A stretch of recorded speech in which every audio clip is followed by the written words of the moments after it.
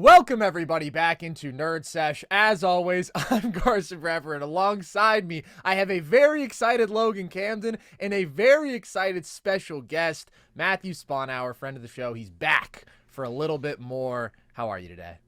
I'm doing good. I mean, I'm on NerdSesh. It doesn't get much better than that. No, it really doesn't.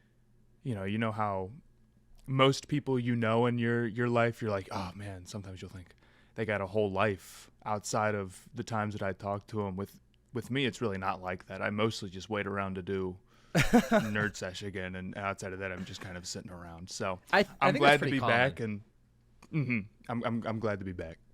You were going on a little diatribe about winter before we started recording. You are a true winter hater, which I think is well known at this point. You know, it was funny. We had a big snow. I live in Cincinnati. We had one big, beautiful snow that shut everything down for a day, which is annoying, but it really was so cool looking out that I just went and walked around outside, and I could walk up and down the streets because nobody was driving. And I was like, all right, maybe the winter heads are onto something.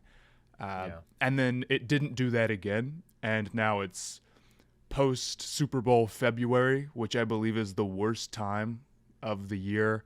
It's like 17 degrees out, and there's no snow. It's not cool. It's just miserable. To go outside, you got to bundle up. I can't stand it at all, and it's getting dark at 6 p.m. Yeah, it's no not better than summer.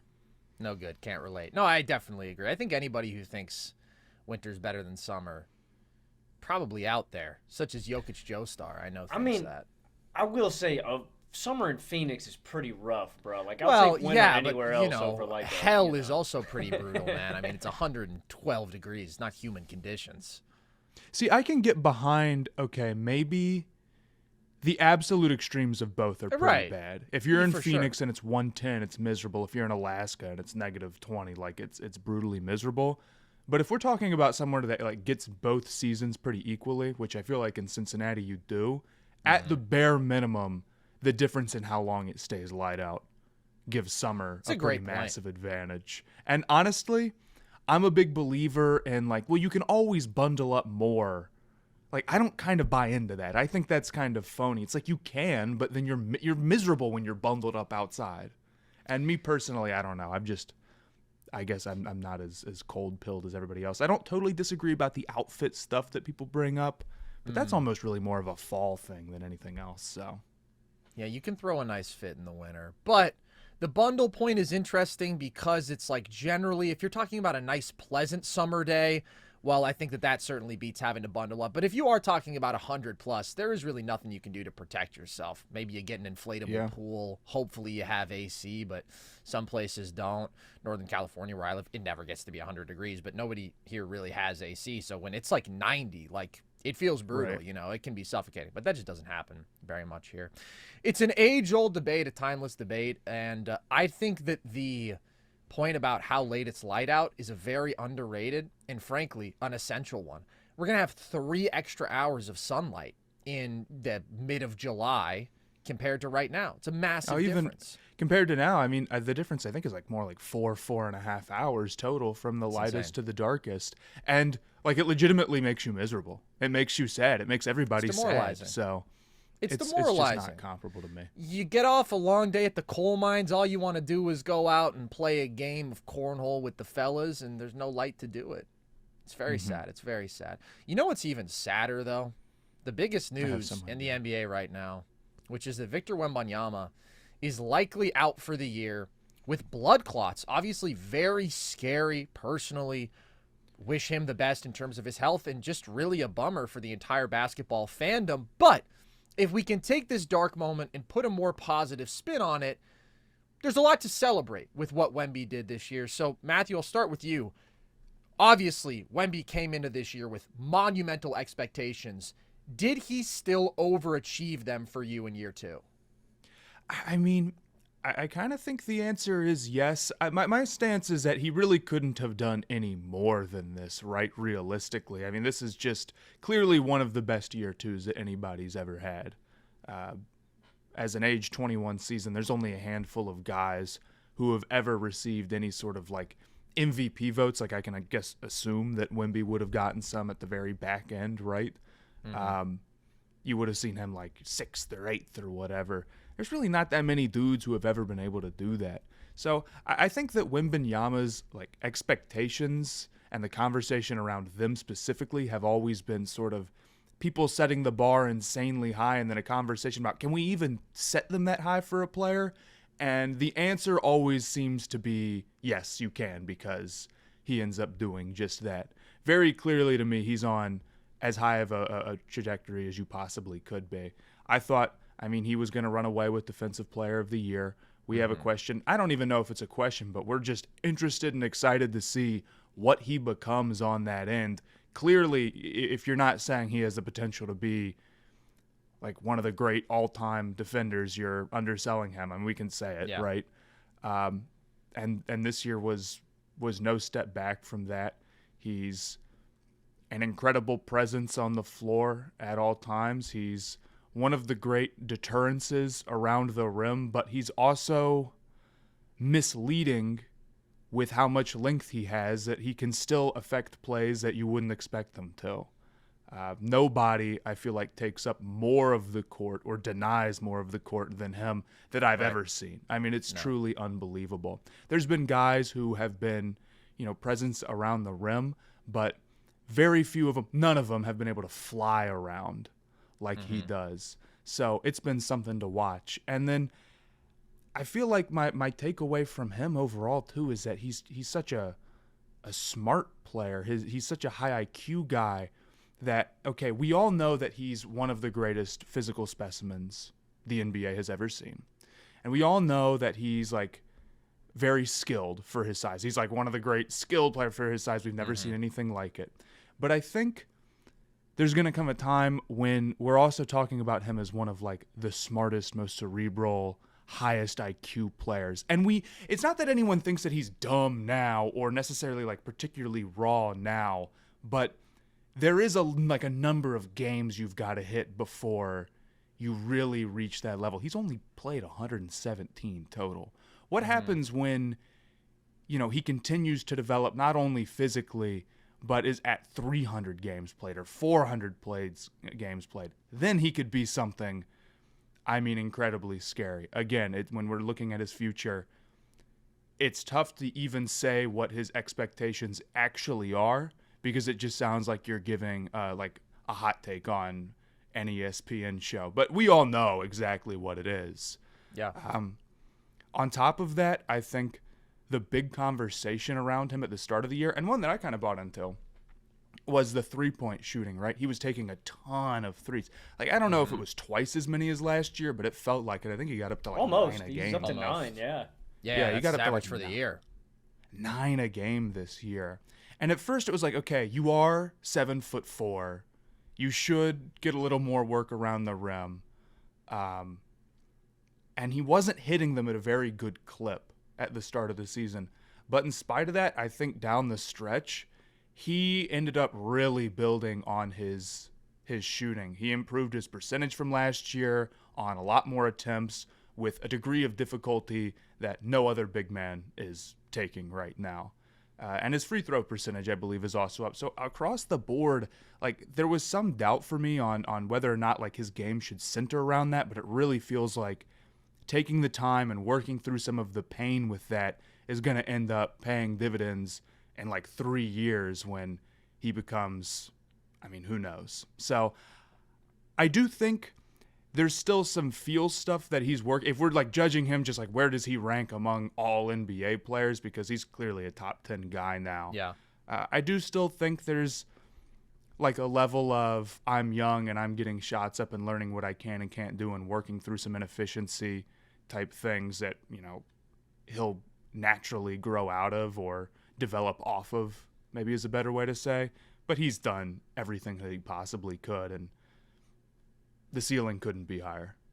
No, the trajectory he's on that you were alluding to earlier is a GOAT trajectory, right? We don't have to dress it up. Yeah. Like, I've never seen anybody quite like Wemby. And sometimes just watching games of him on the floor, I just kind of sit in awe of how fucking big he is. Like, literally just the Wizards game, for example, like I think right before the All-Star break, like watching him matched up against Rashawn Holmes. Rashawn Holmes is a mammoth of a man. He is 6'9", 6'10", And Wemby just completely dwarfs him, can shoot over him with such ease. And he's something like we've never seen. You talk about the skill development that we've seen from him, Matt, and I actually think it's encouraging. I think a lot of people got really not hypocritical, really critical of Anthony Edwards and Wemby both of shooting so many threes, but it's been such a clear focus of their game that I think inevitably you're going to see both of these guys, and Ant's been great. He's up and down, inconsistent, right? But normally I think he's going to reach a baseline of like 38, 39% because of how often they shoot. And Wemby is at 9 a game at 35% this year, and I think that's really, really encouraging. The floor spacing, period, but also how he's weaponized his floor spacing, right? You're talking about how smart of a player he is, Matt, and I do think that can kind of get lost in the shuffle too. Watch him off the catch. Little jab steps, little setups, little fakes, like getting guys to bite and setting up off of his jumper, right? Pump fakes.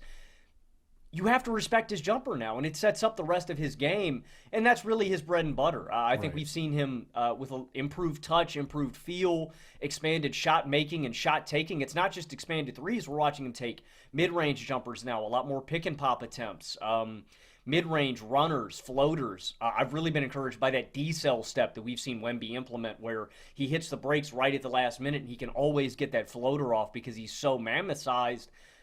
The next step for him, because there are holes in his game, is going to be bulking up, getting that physicality, developing that post game, because you can see it on a nightly basis. Like, even against smaller wings, guys can still move him around. He doesn't move guys around in the post and get to his spots with ease. He still is a little susceptible to that kind of physicality.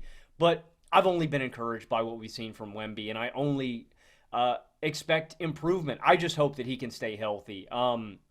It's not a unique injury. We've seen this in other players. It's deep vein thrombosis. It's a blood clot in his shoulder. He is going to miss the rest of the year. I've read a lot of reports on it. Apparently, a lot of people are saying that they think it's due to the travel that he had this year. San Antonio has traveled more than any other team. Obviously, I think there are other factors at play here, but I think that was one of them. Him being immobile for so long during trips and stuff. But Asard Thompson dealt with something similar to this. He luckily has come back healthy. Brandon Ingram dealt with something like this. Unfortunately, it ended the career of Chris Bosh, and I think it hindered Mirza Teletovic. So it's kind of up in the air. It's a case-by-case basis. I'm hoping and praying that we see Wemby return to full strength. And because, again, we have seen this, unfortunately, end guys' careers prematurely. So I think it is something to be concerned about, and I wouldn't rush him back to the court. I want to make sure Wemby is 100% ready to go. I'm just of the belief that you don't play around with guys like this. Like, it's honestly, it's kind of where I'm at, like, with a guy like Joel Embiid right now. You see all the shit he's wearing on his knee. It's like he's such a monumentally great player. Like, why are we even playing him if he's not at 100%? So I'd be patient with Wemby is what I'm saying here. So even if he's not ready to go, I would just be a little bit more cautious because of how great of a talent he is. But I'm overwhelmingly encouraged by what we saw out of him this year, the skill development, and I think there's a lot more areas to grow. But there's just, I think he might be the greatest year 2 player ever. Like, there's just not No. Well, he's not. He's not close. But it's unfair because guys used to come into the league and they were Kareem and they had.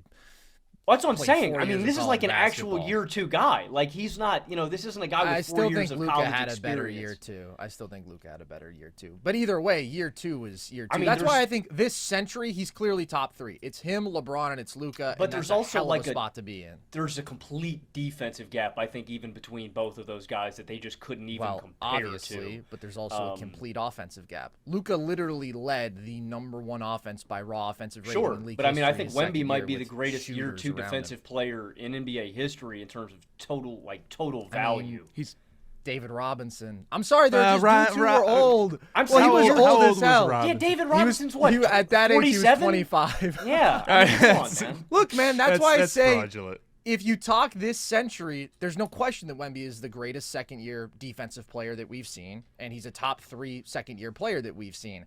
I just think we can't act like dudes weren't in their second year just because they were older. Of course, it's unfair. It's a different standard, but they were still greatest second-year player ever, Milos Teodosic at age 76, man. I swear.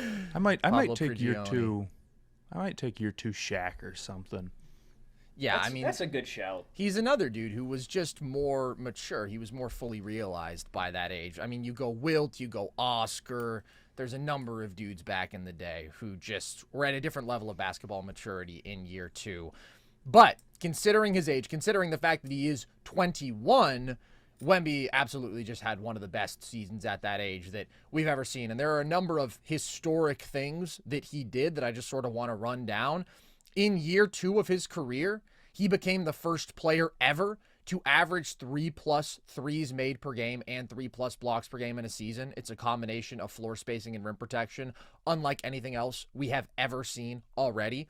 He became just the 3rd player ever, period, to average 24 points, 11 rebounds, 3.5 assists, and 3.5 blocks per game, joining Kareem and Akeem. So that combination of scoring production, rebounding, elite rim protection, and some of the playmaking, he's already in such rare company. He averaged the most blocks per game we've seen in a season this century. He held opposing players 13% below their average field goal percentage at the rim. That's a top 2 mark among the 50 qualified players who have defended at least 5 shots per game at the rim.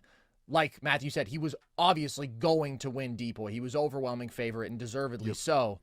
When we do look at his accomplishments relative to his age, he just averaged the most blocks per game, the most 3-pointers made, the 3rd most points per game, and the 6th most assists per game ever by a center who is 21 or younger. And it's not just that he has this sort of obvious superstar production already. His impact, how much he improved the Spurs first and foremost defensively, but overall as a team, they're more than 11 points per 100 possessions better with him on the floor compared to off it. The only 2 stars this season with larger on-off differentials were Jokic and SGA, who are far and away the 2 MVP frontrunners. So this was a first-team All-NBA kind of season. I do think it's absolutely a top 3 sophomore campaign of this century, and I do think he overachieved even my super lofty expectations. The fact that he is a guy who now can take 9 threes a game and make over 35% of them is an absurd weapon for him to have. And he just improved across the board. I think that he got a little bit smarter and therefore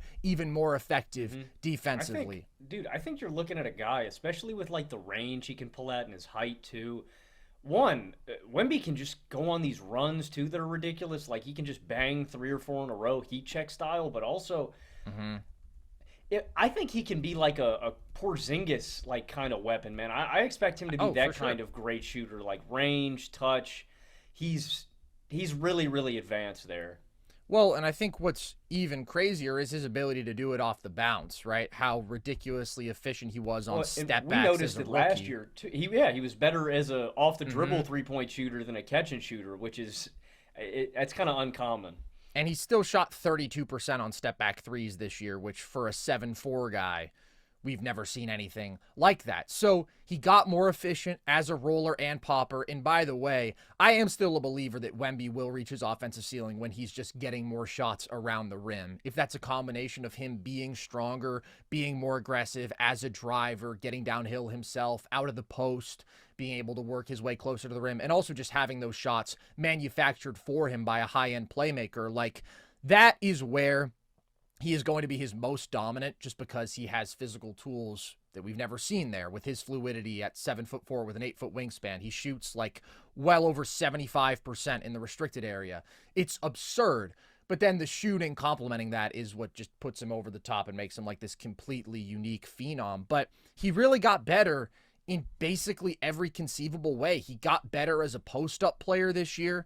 He created with 60th percentile efficiency out of pick and roll. Like the inverted pick and roll stuff with him when he was a rookie, obviously it was exciting. We saw flashes of it. Now he got to a point where he can be legitimately efficient there with his ability to shoot over top, but more than anything, his ability to play make if he draws 2 defenders. Like he can find guys as rollers who can make decisions from sort of that short roll area or as mid-range shot makers, because it's usually guards and wing screening for him.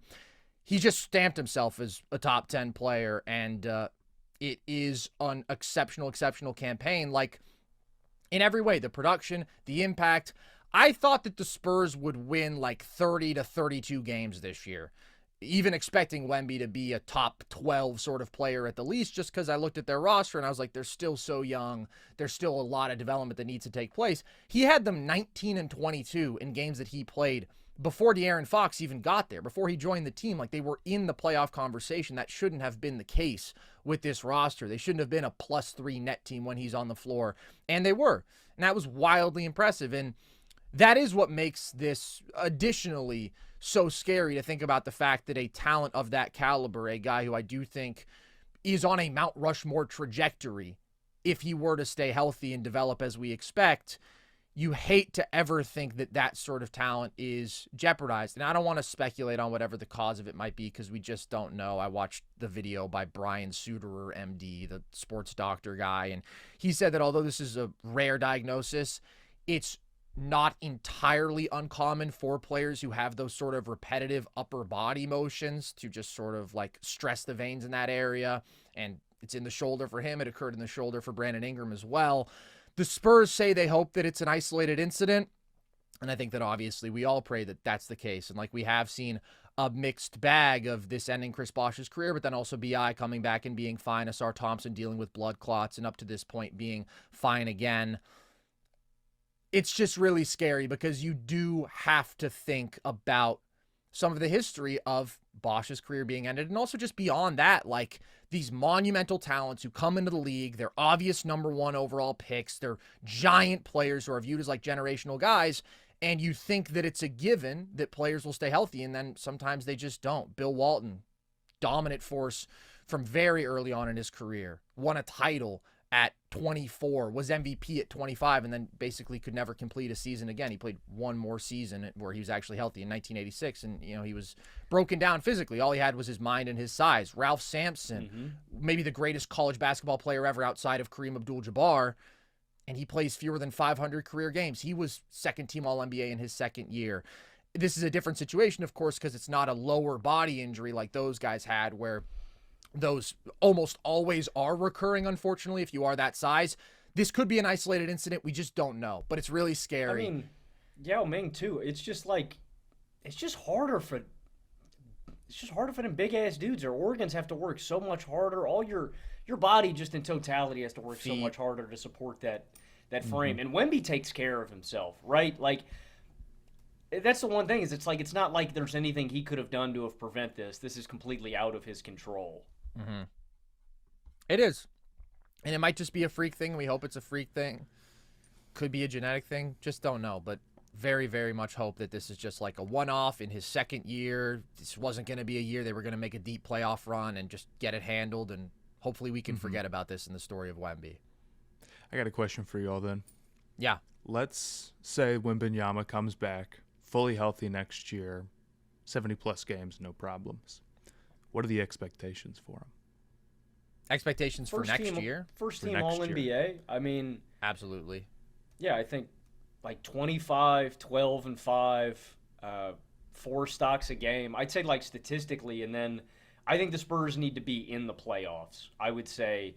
And obviously, I think there will be a little bit of a feeling out process too, because I think immediately whenever Wemby returns, it's just hard getting that back up to game speed if you're even working throughout an entire offseason. Like, we're going to talk about Luka later, right? But, like, there's always a thing. When you haven't played for a long time, however long the period is, it's hard. So I give him grace. I give him a grace period of about 2 to 3 months. But I think the Spurs are going to be bare minimum, I would say Spurs top 6 seed in the stats that I mentioned. And I don't think those are unrealistic for a player the caliber of Wemby.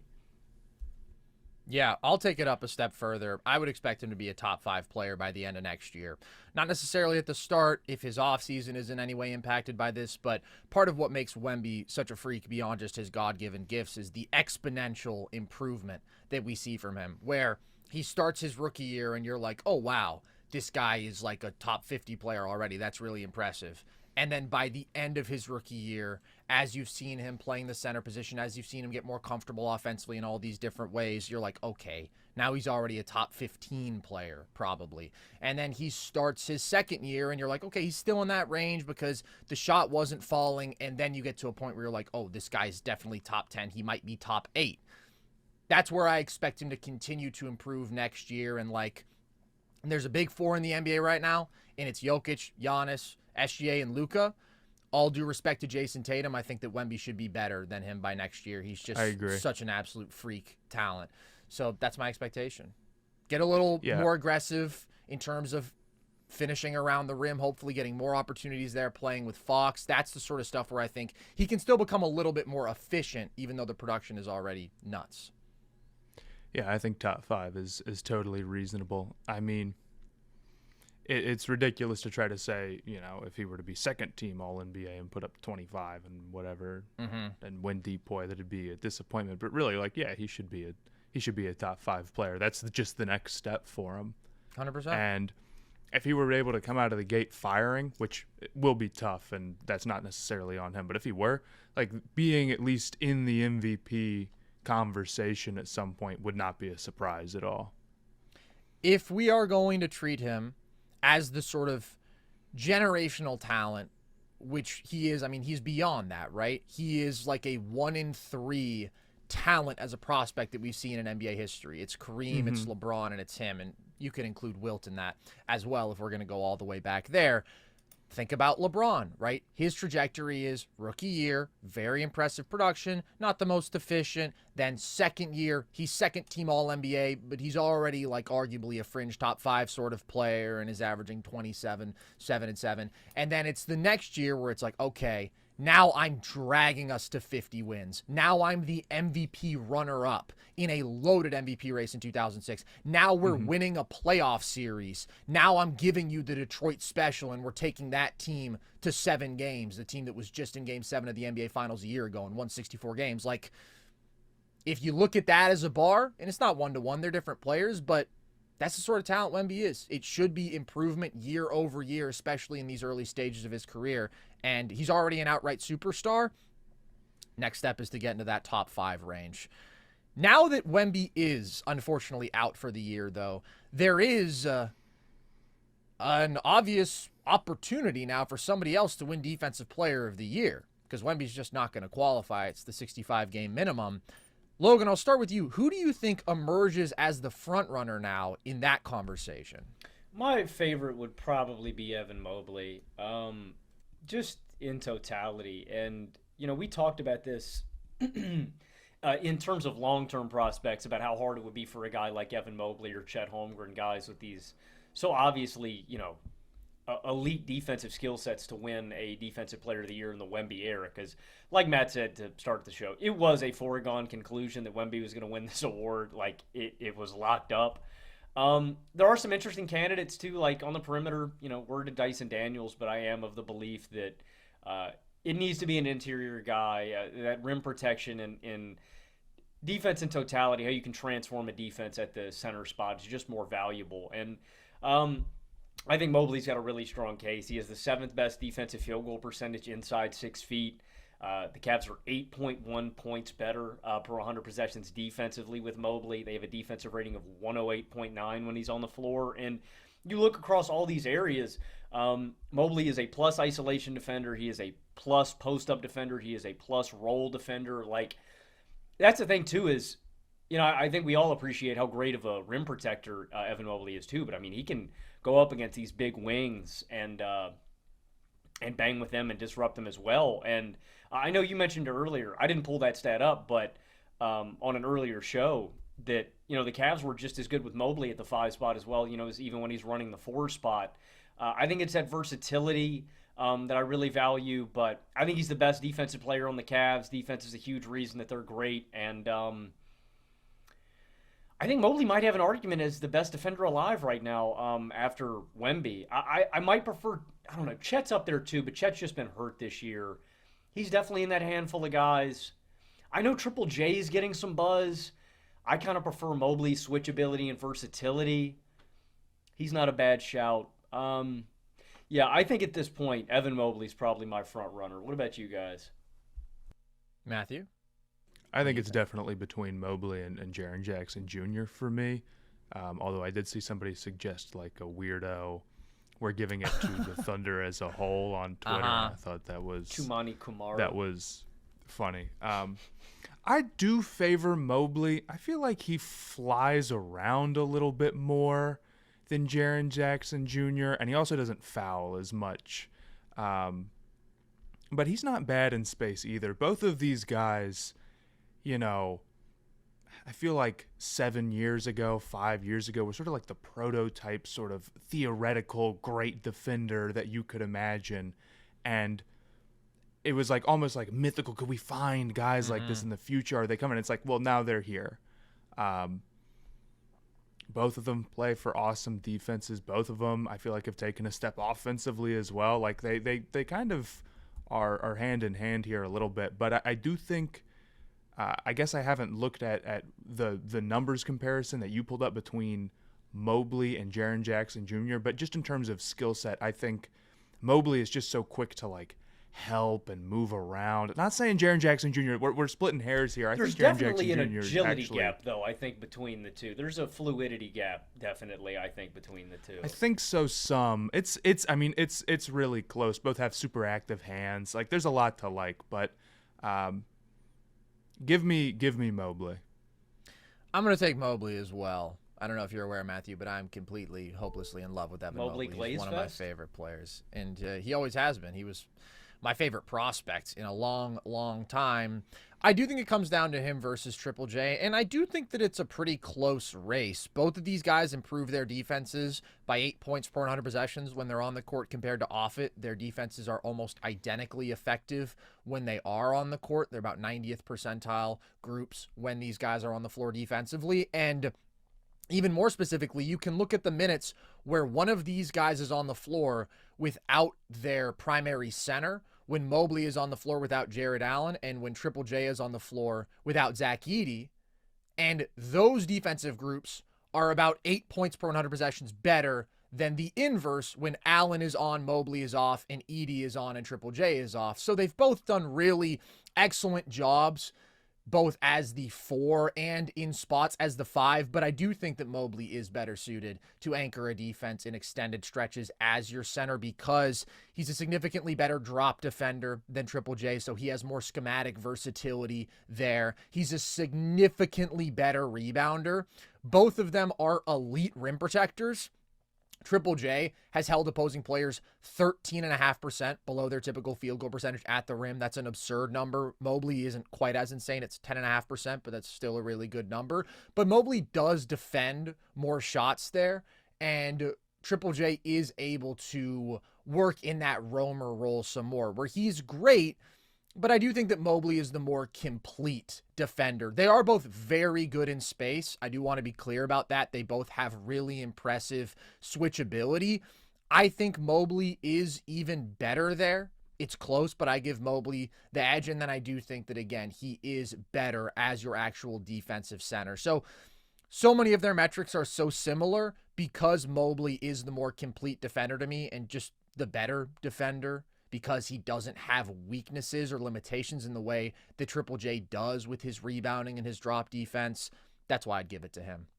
The OKC point, like, I briefly considered, could you make a J-Dub case?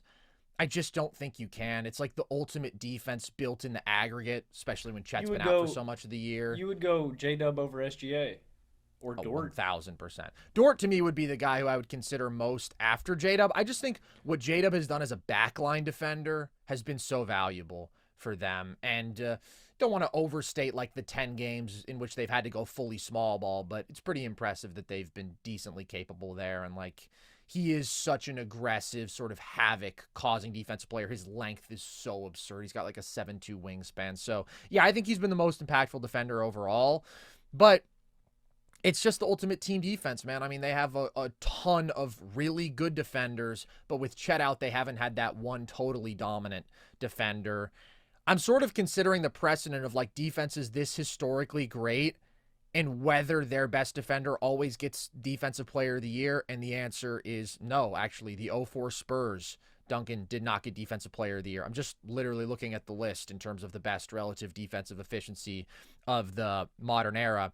08 Celtics, KG got it. 2020 Bucks, Giannis got it. 2004 Ben Wallace actually did not get it. 2016 Spurs, Kawhi did get it. But 2011 Bulls, Joakim Noah didn't get it. 2014 Pacers, Hibbert didn't get it. 05 Spurs, Duncan didn't get it. I can go on and on. That's insane that Duncan didn't get one when he has two of the top 10 defenses in that group, and both of them were post David Robinson. But my point is, as incredible and historic as the OKC defense is, I still don't think we need to reward that one guy just because the group is that great. Yeah, I totally agree. Although even if healthy, that is man. how they did it for a while, we can look past that and say it's possible to be the best defender, but on the second best defense, there's more factors at play than just one player. Well, I think it's more impressive for Mobley's case because he's doing it with such liabilities at the guard spots. That's what I think makes it even more impressive. Not that Cleveland's short on good defenders. They definitely have guys down the roster. But for this defense to be this effective when you've got, I'd say, liabilities at the point of attack in Darius Garland and Garland's been better this year. And Donovan Mitchell. Well, and I don't want to say that it's not like the Grizzlies have elite personnel there either, but they've got, I feel like, more size. They've got more athletic guys on the perimeter. When those are two guys that I feel like you can attack more.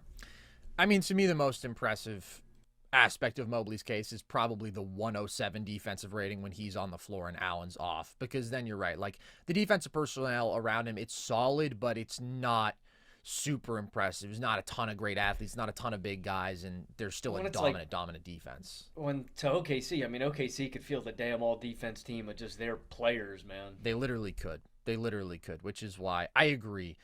Nobody really deserves hard consideration from that OKC defense, even though it's one of the greatest defenses we've seen. We should have all defense first team. We should have all defense second team, and then all defense Thunder team.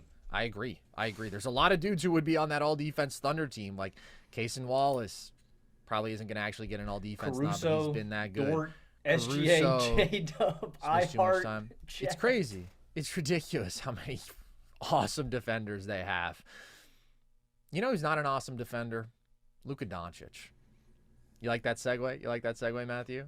Yeah, I do. That's how the pros do it. You are a LeBron fan, so I don't know to what extent that makes you a Lakers fan, but I know that you root for your king, so I think you have some stake in this now, Matthew. And we've seen 3 games of Luka with the Lakers, and it hasn't been pretty.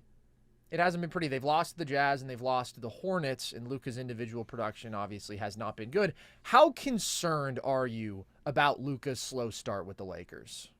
I guess I'm not concerned because I'm not surprised. There's a lot of different places that you could start with this. First off, I don't think that the conditioning concerns with Luka are like a total zero. I don't think the Mavericks just entirely made this up. Now, would I have traded him for Anthony Davis? No, probably not.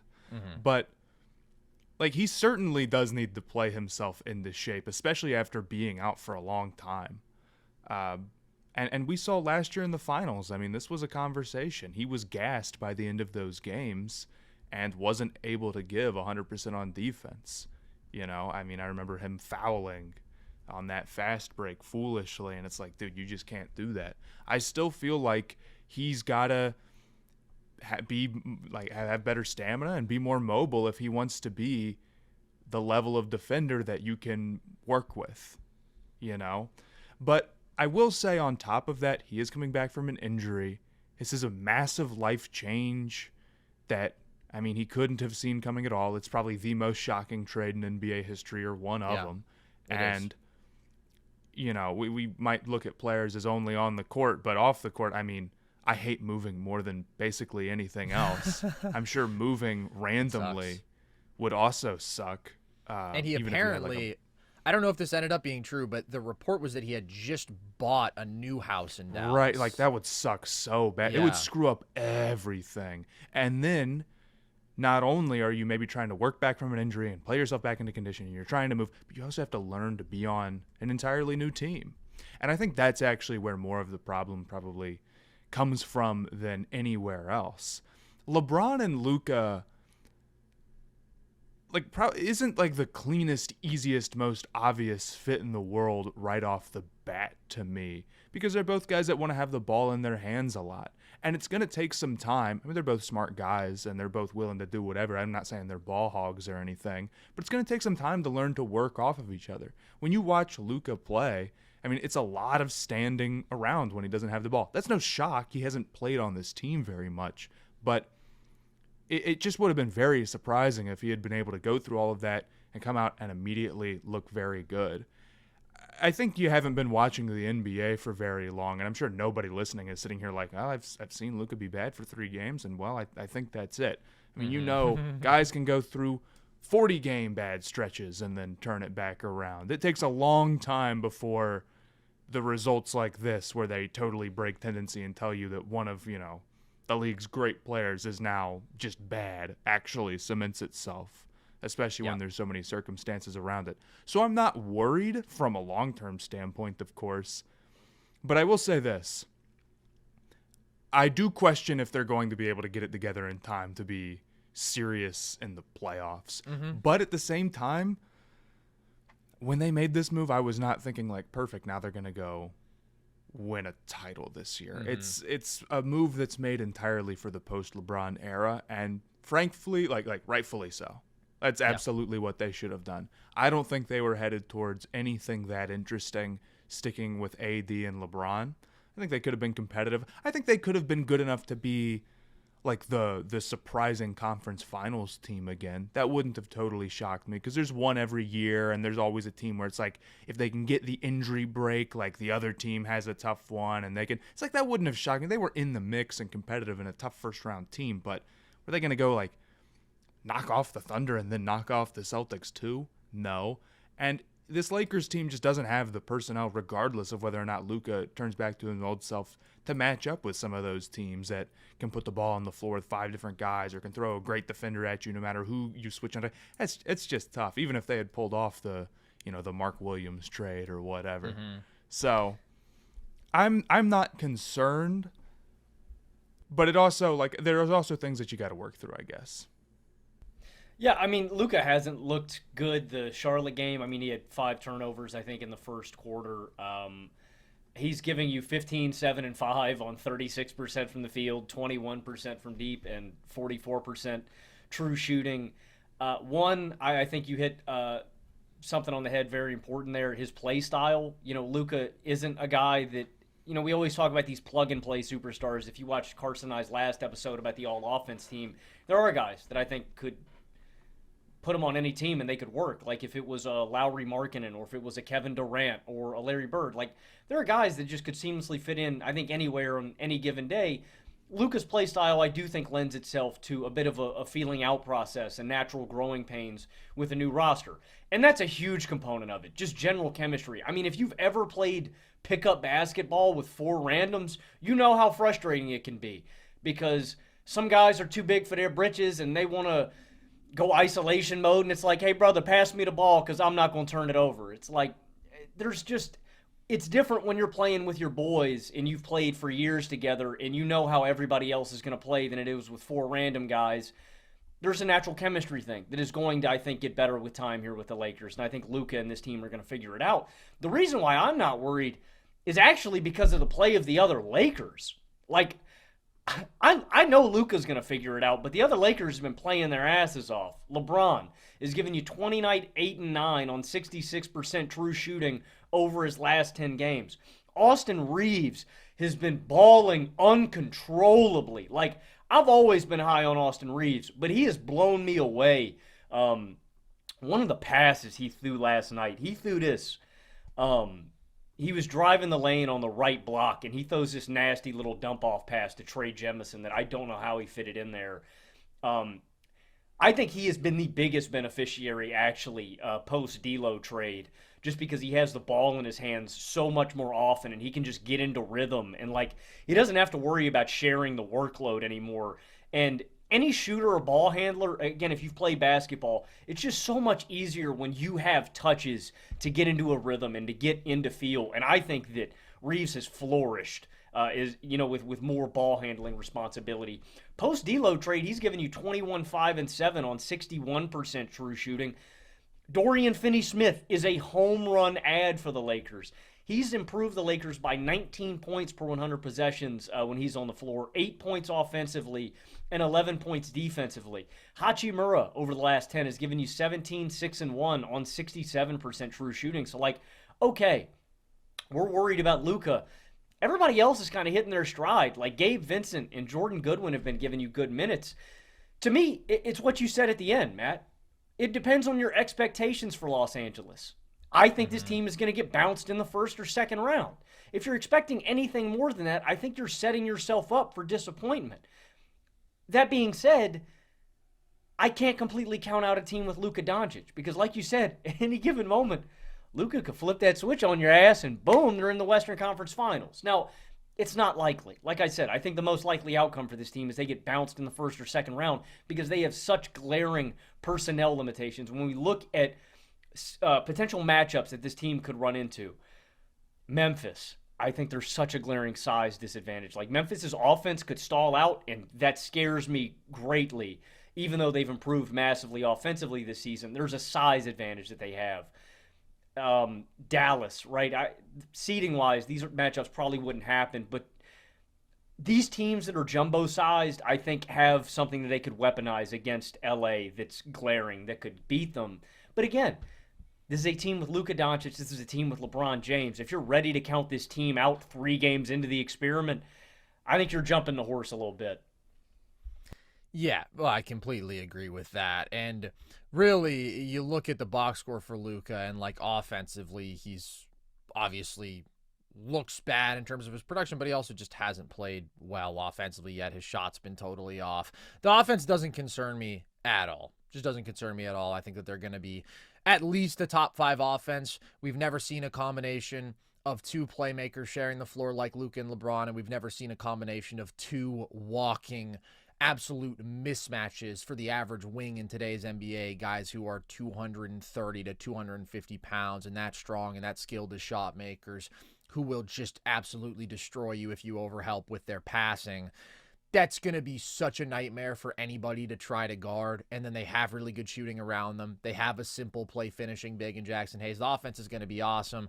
I don't care at all. Luka's just been a little careless with the basketball. He's been a little out of sync with his teammates, and he can't hit a jumper right now. If there's a positive takeaway to be had about what he has done offensively so far, I really like how he's looked to push the pace, especially in the last game against Charlotte, where he's very proactively looking for these hit-ahead passes. That's an area that he really improved last year, where Dallas went from one of the slowest paced teams in the NBA to one of the fastest paced. In a lot of ways, it mirrors actually what the Nuggets have done with this year compared to last year, where these very methodical half-court offenses find a way to integrate that high-paced play, and it just leads to better offense. And I think with their shooting with LeBron in transition, I like that he's looking for those opportunities. He'll just play his way into great form. He and LeBron are too smart. They can do things to complement each other in their 2-man game. Too much talent for this offense not to be great. The only thing that I will flag about Luka that has just been true all season this year offensively is just not getting to the rim very much at all. And that was a trend last year, and that's just continued to slope downward this year. 2 years ago, he was taking 4.8 field goal attempts per game in the restricted area. Last year, that was at 3.8. This year, it's down to 2.9. So you're talking about a 40% plus decrease just in how much he's getting to the rim. He's much more jump shot happy these days, but that doesn't really concern me. It's just something to note. He had his best offensive season last year, still his best offensive regular season, being a little bit more jump shot happy, but I do like it when he applies that consistent downhill pressure to pair with the jump shooting. But the issues here with Luka are all defensive. And that's where I think you did see some real long-term concerning stuff in the Hornets game, because their entire approach down the stretch of that game, specifically with LaMelo, was to hunt him on every single possession. Luka's man screens. The Lakers are a very switch-heavy team, and now you just go to work. And LaMelo got by him at will.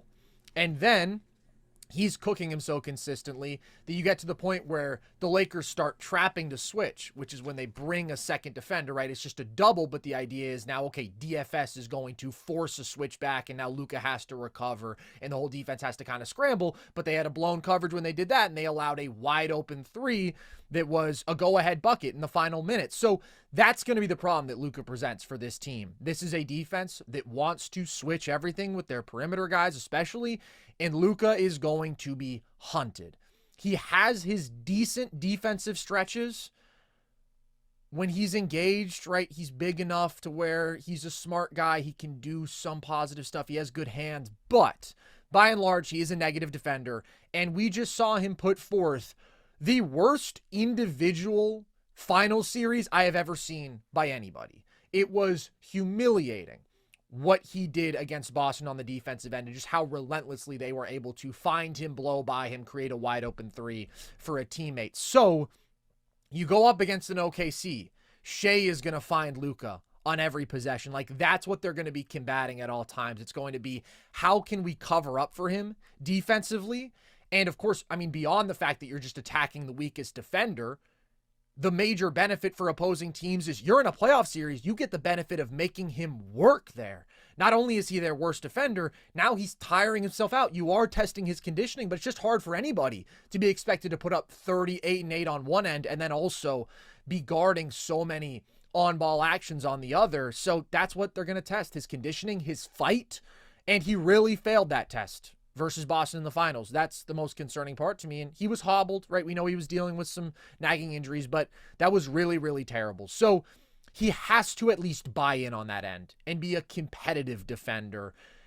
But I'm still really concerned about this team defensively. They just lack the rim protection and they lack the speed around him to really effectively cover up, to rotate quickly. If they are going to do sort of a trap to switch thing, right? If he is going to get blown by, do they have the interior defense to combat teams getting that sort of dribble penetration? I just think it's very, very difficult to build a good team defense when your defensive backcourt is Luka, who's a bad defender, Austin Reeves, who's a mediocre defender, then you're starting Rui Hachimura, who is a mediocre defender. That should be DFS starting just for the defensive value. Hasn't been yet, though. Like, I don't know if they'll make that switch. It seems obvious. I mean, like, don't get me wrong. Totally. Hotch has been balling, but, like, he's an awesome offensive player. That's just not what this lineup needs. When DFS can hit 40% of his catch-and-shoot threes and then is also a really good defender, start that guy. But even he wouldn't solve their issues in terms of dealing with quick guards, right? Navigating screens against some of these dudes. They just don't have that sort of point of attack defender in their starting lineup. And then everything is resting on 40-year-old LeBron and Jackson Hayes on the back end. Yeah, that's my concern with this Lakers team. It's not a serious defense whatsoever. It's not. It's not. It's Luka who's trying to play himself into shape.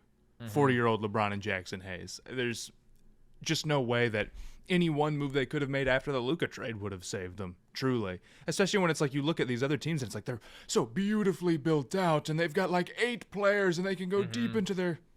It's just not the level it needs to be, but the expectation shouldn't ever be that it was going to be. And it wouldn't have made any difference what they had done at the deadline to fix it. Truly, there was no move that was winning them a title.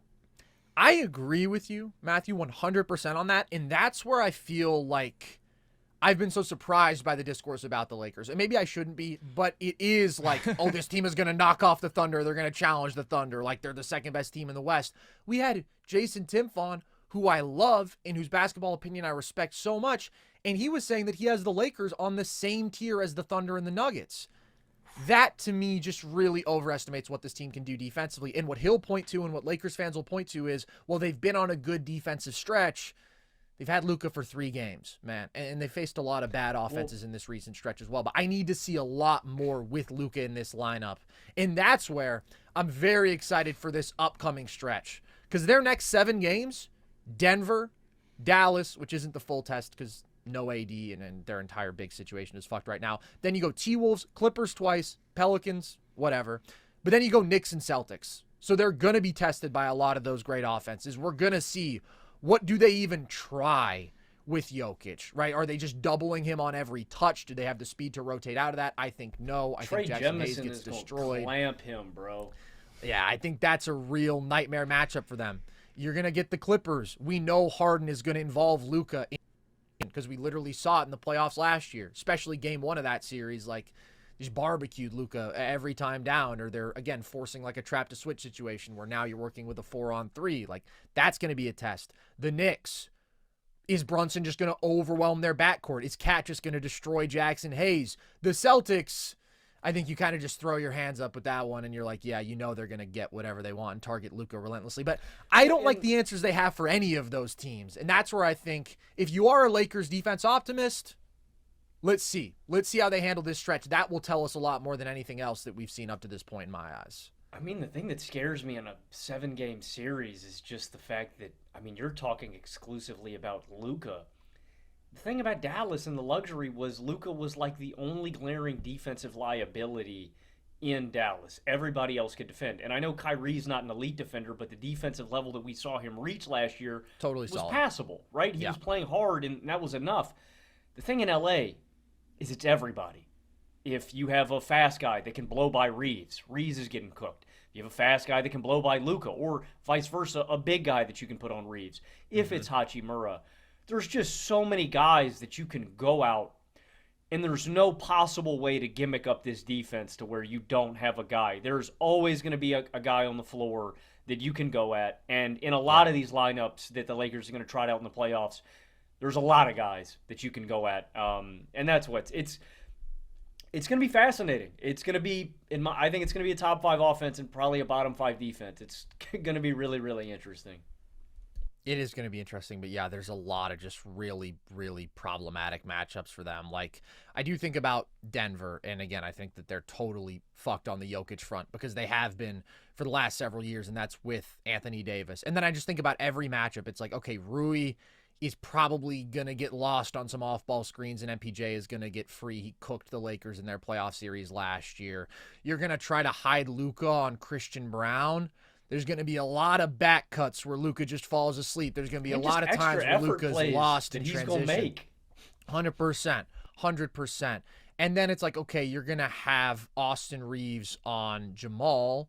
And like Austin Reeves did a decent job on Jamal last year, but like he still cooked them in the big moments. And again, whenever he wants, he can try to find that Luka switch. And Jamal isn't like the worst matchup for Luka just because he's not the quickest downhill guard, but it's still your best offensive guard working against their best perimeter defender. And then you get the Russ minutes. His speed presents issues for you. Just everywhere I look, it's like, yeah, there's a lot of issues that this team is going to have against any elite offense. So that's the thing. I have no questions about their offense going toe-to-toe against just about anybody, but the defense really, really does concern me. But Logan, you started off this whole conversation by showing love to some of the non-Luka Lakers who have been playing so well, and I think the guy who does lead that list, I mean, Austin Reeves has also been awesome for a couple months now, but it's LeBron James. It's LeBron James, and so obviously I'm going to throw to our friend Matthew first here, and I think I know what your answer will be. Is LeBron still, at 40 years of age, a top 10 player? It's close, man. It's really hard to determine where exactly he falls How right now. How did we not get an outright yes from Sponhour? I wanted a Yahoo! I wanted an emphatic. Well, here's the thing. People He's so people objective. like to act like to be a LeBron fan, you must have some sort of like delusion or like, no, being a LeBron fan makes perfect sense and is completely within ration. So I can be honest here and say he's a super weird player now. He is driving the absolute least that he ever has. I'm almost certain. I don't know what the numbers are, maybe back in like whenever he didn't, but I know his shots around the rim are the lowest they've ever been. But he's making up for that by just shooting incredibly efficiently. And for that reason, when you combine it with how he is still as a floor general and always will be, it's like, okay, he's still got a ton of juice on that end. And we've seen recently this stretch, he's carried the Lakers when if he maybe wasn't, maybe they would just be losing and slipping out of the West. So maybe the answer can just straight up be yes. But I think he's got like severe limitations offensively now, or defensively, I mean to say, where he's just not going to be able to go and be like a crazy isolation defender. I think he gets gassed easier and easier. I forget who said this years ago, But LeBron's decline was never going to look like one day he just becomes like terrible and he can't shoot and he can't pass and he can't do anything. But it's more that he just has to pick his spots more and more and more. That's how I feel about LeBron now. I think he's picking his spots of, like, especially when to attack on offense, the most that he ever has. It's more like settling for, threes than ever. And I think that's natural and normal. But where that lands him, like, he's just a funky player. Where that lands him, I started writing down names and I couldn't decide. You couldn't stop. You were writing down all sorts of names. Herb Jones you had over him. He's your GOAT too, by the way. He is. You came around eventually. You love LeBron just as much as me. But I mean, like you said, there comes a point where it's the only rational stance. Right. You hate Michael Jordan now. You've seen the light. But no, I have so much love in my heart. I love everybody. Love everyone. Jackie Moon, baby. World peace. I was interested to hear y'all's opinion on this. I think I've got it in me to say yes for a little bit longer, but the issue is that if you say yes and then the shooting tapers off just a little bit, then it's definitely no. Sure. He's kind of keeping himself afloat in a way that he hasn't before, in a way that it's like, this is outlier a little bit, I wonder. But it's been going on for a lot of season. I don't know, man. I had a tough one with this one. I'm waffling a little bit. I don't think it's outlier, because I think this is just something that naturally happens with older players when their athleticism diminishes. I mean, we saw it with Jordan when he was with the Wizards and he became a lot more jump shot exclusive. He's just a better jump shooter. I would argue that maybe this is the best jump shooting LeBron that we've ever seen the past 2 years. I mean, he's been at damn near 40%. And you're talking about him picking his spots, and I think that is the argument against LeBron, because I'm doing these top 10s. The way that I think about it is the guys that I want for an 82-game season and then the playoffs. It's funny because the inverse is, I know when LeBron needs to pop the clutch, he's going to at any time. Like, the reason that I can't say that LeBron isn't a top 10 player right now, and everybody was so quick to do so, you guys remember it when the Lakers had 5 games in 6 days or something, and then, LeBron's washed, he's too old, he's cooked. It's like, guys, if Logan says this as we had a LaWashed question mark thumbnail. And there was a question mark, to be clear. We did not declare him LaWashed. I mean, if you were 40 years old and you had to play 5 games in 6 days, you'd probably be pretty damn tired too. He's just older. But the thing that keeps him in the top 10 for me really is what we saw all of last year and what we saw in the Olympics. And I get that that's lesser competition. LeBron turned it on when he needed to, and he took over, and he put Team USA on his back, and then Steph brought us across the finish line. It's like, I just don't get how you can watch individual games. The most important games, LeBron is still a guy that I want to lace him up for me. So I think LeBron is about 9 or 8, depending on who you want. I have Jokic, I have SGA, I have Giannis, and I have Luka, and I think that's a concrete top 4. And then I would go Wemby, I would go Ant, I would go Steph, and then I would go LeBron. And, I guess I would hear an argument for Kevin Durant. I would hear an argument for a Kawhi Leonard, a Joel Embiid if you want, but I still prefer LeBron to those guys. I would take Steph, I think, still over LeBron, just with the value that he brings me offensively and how he bends and shapes a defense. But I think LeBron's still top 10. I would have a really hard time leaving him off. Again, man, in those one game, the most important game settings, and that's not the core of this because there's an entire regular season in which you need to make the playoffs. LeBron's still there for me, man, and that's ridiculous. Carson, as our resident basketball historian, do you think other legends on his level, where was Kareem when he was older, when he got up there? Where was Michael in these conversations? Were they even remotely close to this? No. I mean, Kareem, when he was 40, was like a solid, good basketball player. Michael, when he was 40, that's his last year in Washington, so he has the knee injury, right? He was a guy who could put up like a kind of empty, not very efficient 20 for you. I've never seen anybody touching top 10 conversations at 40 years old, man. It's completely unfathomable. Like, Karl Malone's another guy who was a good player at 40 years old. That was his Lakers season. This is completely unprecedented, and I'm inclined to say that it's the greatest longevity in the history of sports. I can't speak on every sport. I certainly think it's more impressive than Brady. Shout out to Kevin Willis. Shout out to Uncle Cliff. There's some great dudes in the NBA. Shout out to Robert Parrish, of course. But if you are going to compare it to Brady, like Brady playing until 45 at the level he did is nuts. But LeBron doing this in a sport that is so dependent on your athleticism. Do either of you guys want to make a Kellerman Cliff take real quick about LeBron? No, never. Never touching that. I'll tell you who's another guy in this longevity GOAT conversation, Novak Djokovic. Almost 38 years old. I was going to say the football comparison might be Jerry Rice more than Brady, really. Yeah, you're probably right. Because he was pretty good for a long time. It's tough with 42 Brady, years old, yeah.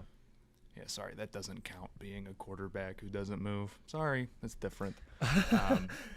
No, it definitely is different because, I mean, we've, especially with the quarterback position, you can mitigate so many of your physical limitations at an old age with cerebralness, right? And even Peyton, when his arm was shot, won a Super Bowl. Even when Breeze was cooked, could at least get the ball out on a drag or a slant and read a defense. Even in Brady's last season, when his arm had deteriorated, was still a functional quarterback.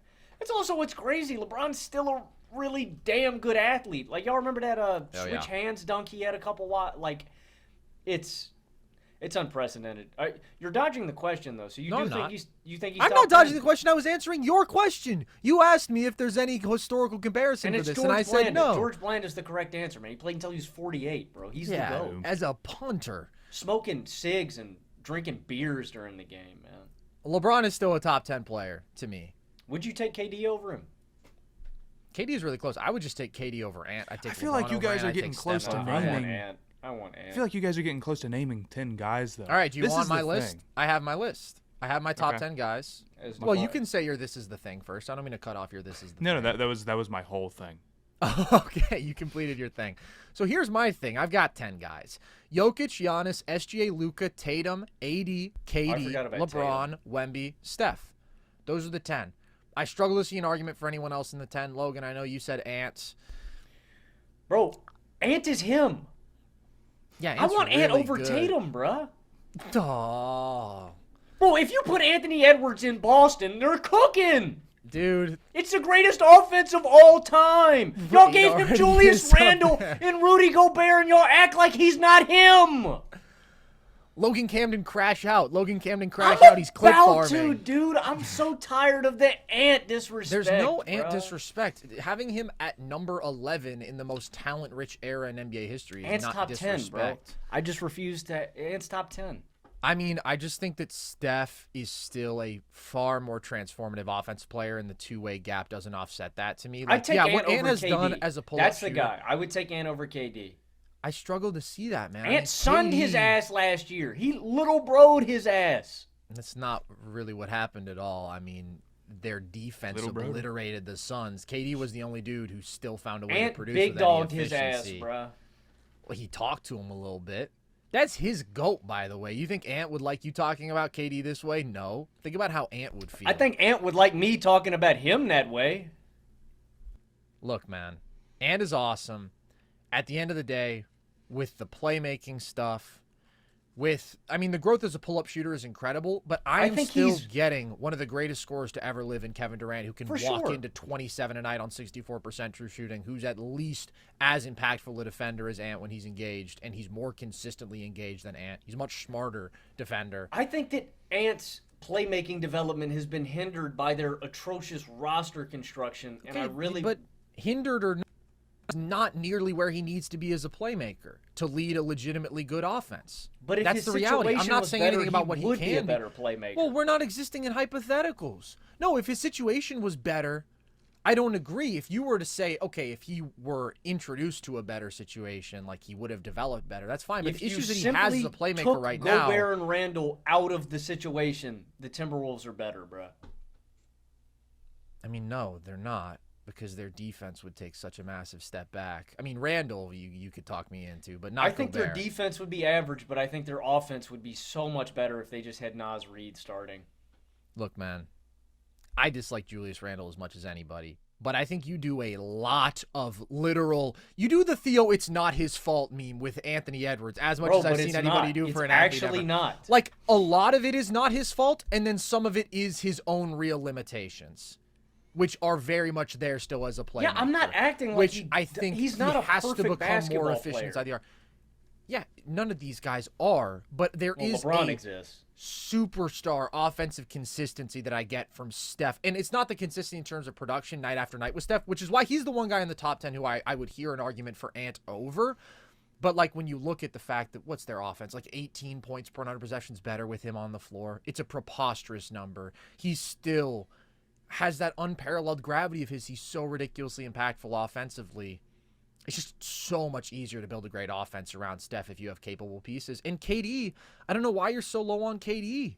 KD is just one of the greatest shot makers we've ever seen. I'm not low on him. He's just 11. He's the odd man out. I'm taking KD over Ant. I'm taking that reliable offensive superstar.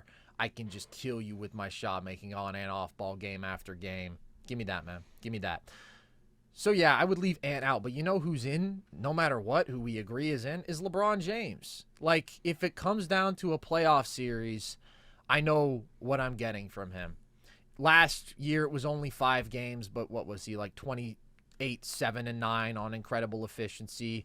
And you're right, Matthew, he's getting to the rim significantly less than ever before. But in the playoff series last year, all of a sudden, he was getting to the rim a whole lot. And he was playing a whole lot of bully ball. And, like, he finds his juice for that 16-game run. Probably not actually 16, but, you know, the series, the 2 series, whatever it may be, he does still rise to his best level. And the defensive limitations are real, but he is a capable defender when he's engaged. He is pretty good as a low man, right? He can pick his spots there and have some really good moments.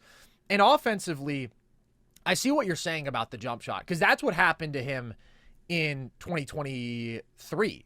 Right? I mean, his jump shot in the playoffs just was not there at all. It was brutal. Yeah, he was 26% from 3. Wasn't he injured? Yeah, well, he had like it was his foot. Yeah. Yeah, he had the foot thing. That is true. But he struggled as a jump shooter all year. Then he comes back. He has the best jump shooting season of his career. And now he's having the second best jump shooting season of his career. He's averaging the second most points per jump shot that he ever has. It's his second best mid-range shooting season ever. It's his third best three-point shooting season ever. So I just think we're seeing him peak as a shot maker. And that is a really reliable thing for him in a way that it wasn't in his younger years. And then when he needs to, he picks the spots with his athleticism. And he's obviously still a god-tier playmaker. So, like, last 25 games, he's 27, 7.5, and 9 on 64% true shooting. And he's so versatile offensively. As a post-up player, attacking mismatches in isolation, running pick and roll, cutting in spots, as a spot-up shooter, still one of the best transition players in basketball. There's just not 10 dudes I'm taking over him. And, like, when he did have that slump early in the year, the lowest I would go was, like, maybe now he's, like, the 13th guy you want in a playoff series. I was like, maybe he has regressed to that point, but he hasn't. He hasn't. He just had a bad slump, and now he's been a monster again. And, yeah, I think he's definitely a top 10 guy, probably still for me a top 8 guy. Yeah, I think I like the point that you made, Logan, where he just, does he have to pick his spots more than ever? Yes, but he picks very good spots, so it still works. It's true. Well, if there is a real argument that if you are equally weighting regular season and playoffs, maybe he's not a top 10 guy. I just view this as more of a conversation of who do I want for that push? Who do I want in a postseason? And there LeBron is stamped top 10. Regular season, he's not a top 10 player just because the effort is too inconsistent. Although now we are looking at a couple months where he has been a top 10 regular season player. That's the other thing is like, well, now close. they're in a situation where it's like, hey, Luka's not right and we're in a fight and we need you and he's there. So he is. I think I'd put him in. It's unbelievable. It's unbelievable. I mean, how can you not be romantic about what he's doing at 40 years old? He's the GOAT. It blows my mind. He is the GOAT, man. He really is the GOAT. Logan, I can't believe that you are still saying you want Ant over Tatum. Tatum's really good, man. And I've been thinking, Tatum's been hooping lately and we haven't talked about it. And I'm like, are people going to say we don't give Tatum enough credit? He's the most versatile player in basketball, I'll tell you that. I think Tatum's improved as a ball handler, as a playmaker this year. The playmaking is really, really good. I really like what I've seen, especially even like dealing with double teams, splitting double teams. I just trust him more as like a play initiator and ball handler more than I ever had before. Obviously that was like his big flaw against Boston. That's what let him down in that final series, and last year was a letdown. I think this is the best that Tatum's ever been, and it's close, but Ant's a better pure scorer. No one can stay in front of him. He's an elite shooter now. I think he's an incredible pull-up three-point shooter. And I called that. I said he was going to become an elite shooter, and And if it happens for Paolo Banchero, which you also called, then you'll get double applause. You get the applause for Ant now. Well, Ant, you could just tell he worked on it so much in practice. I'm always going to put up for Ant, man. I think he's going to be one of the best 5 players on the planet one day. But nobody's talking about that. Nobody's talking about what he can be. I think his situation hurts. Bro, when you just his situation does. I'm not denying that. Just give him Nas Reed, though, man. Okay, first of all, chill with that. There is, in all things, Logan, a middle ground where you can acknowledge there are multiple factors at play, and yes, his situation, obviously, offensively, is so much worse than Tatum's. That's my goat.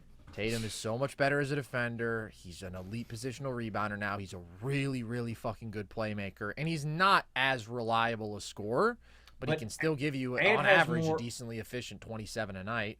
I think you're forgetting Ant has more aura. I know what you're going to say. No, I anticipate your every move. Who's scoring big in the NBA this season? You are, with all the new ways to get in on the action at DraftKings Sportsbook, an official sports betting partner of the NBA.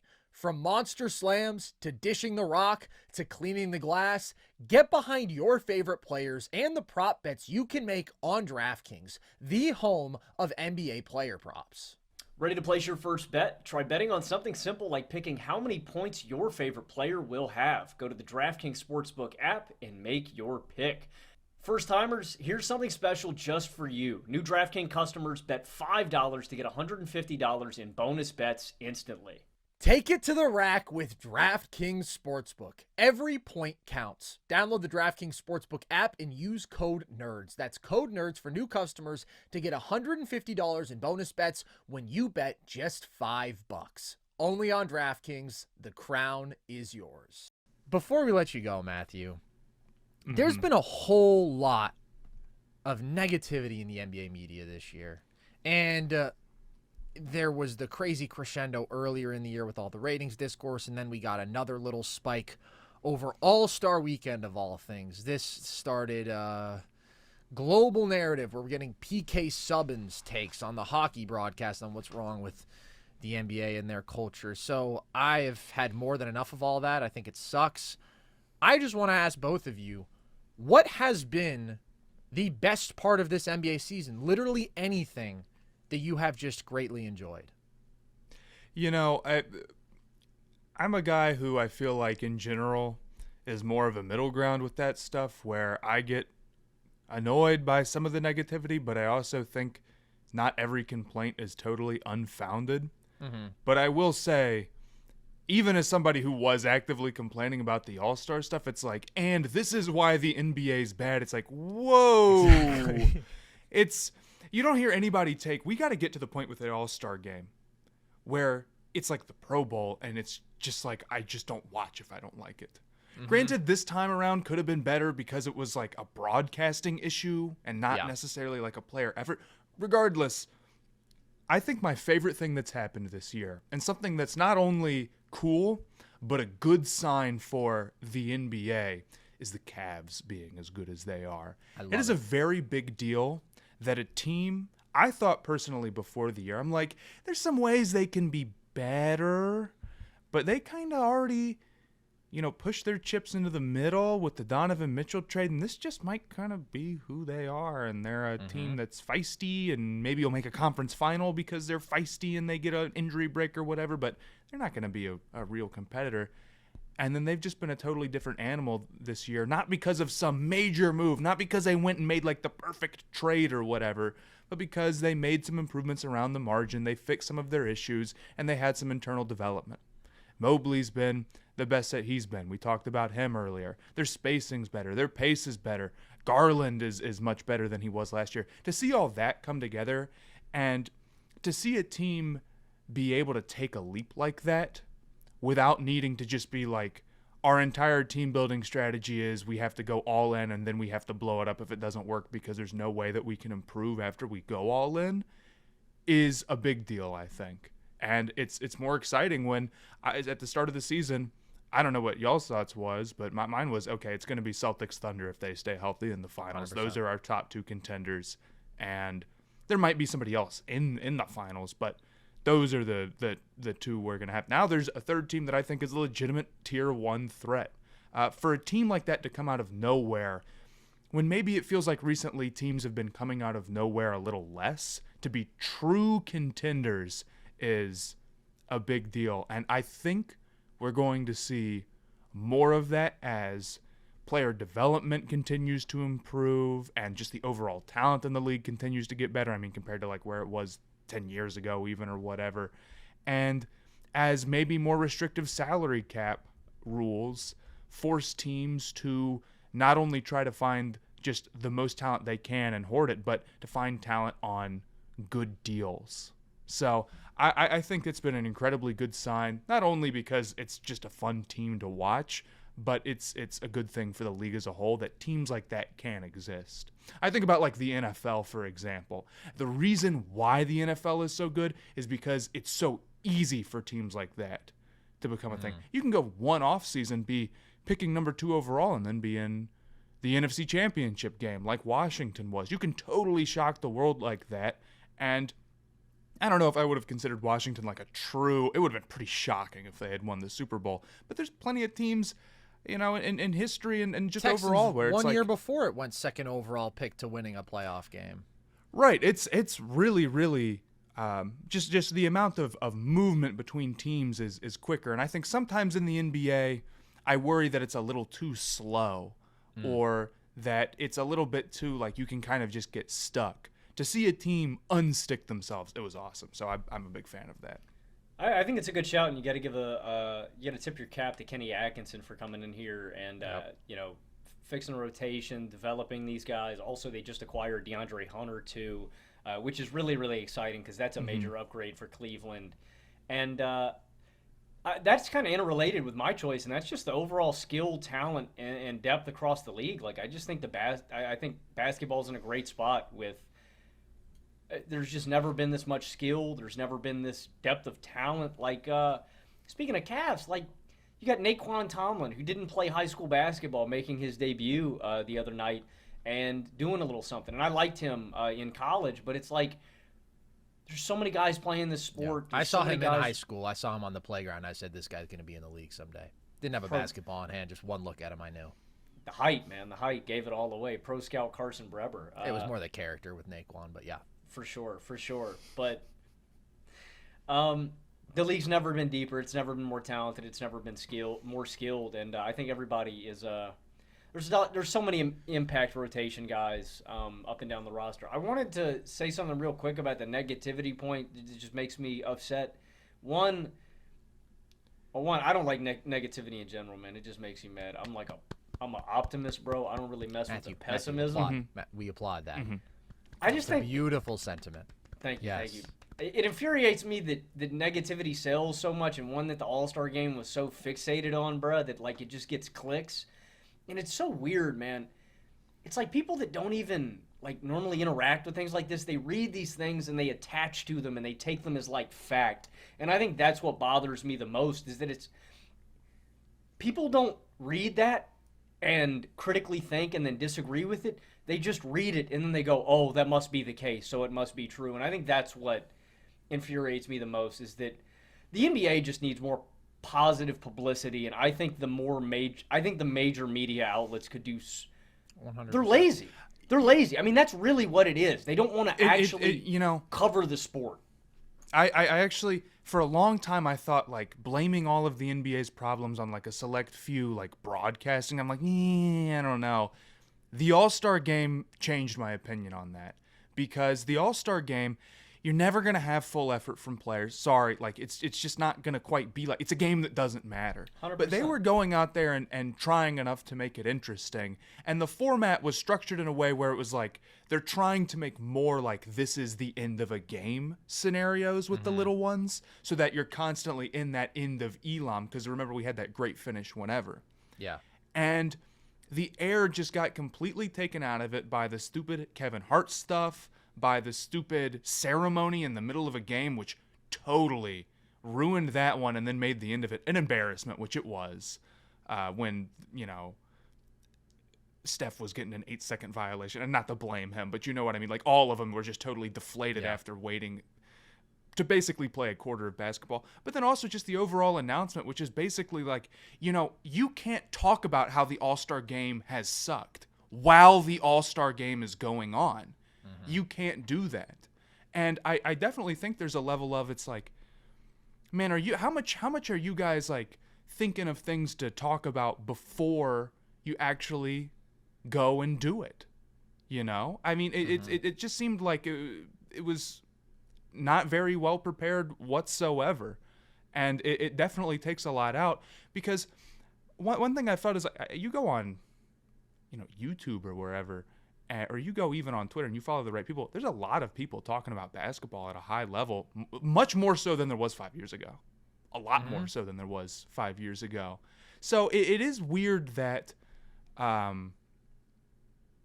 it hasn't caught up necessarily with maybe the biggest media parts. And I'm not saying that all of it needs to be like the top 10% analytical stuff, because that doesn't appeal to everybody. There's a balance you got to find with it for sure.